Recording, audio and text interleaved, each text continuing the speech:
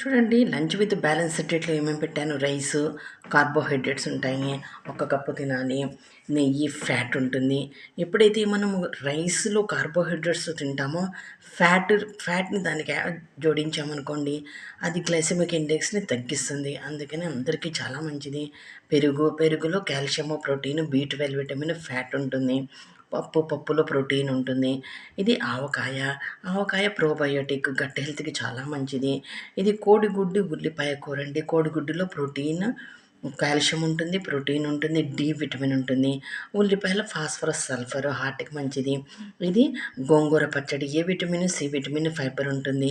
ఈ ప్లేట్‌లో నేనేమైనా విటమిన్స్ గానీ, మినరల్స్ కానీ మర్చిపోయాననుకోండి, నాకు కామెంట్ బాక్స్‌లో రాయండి.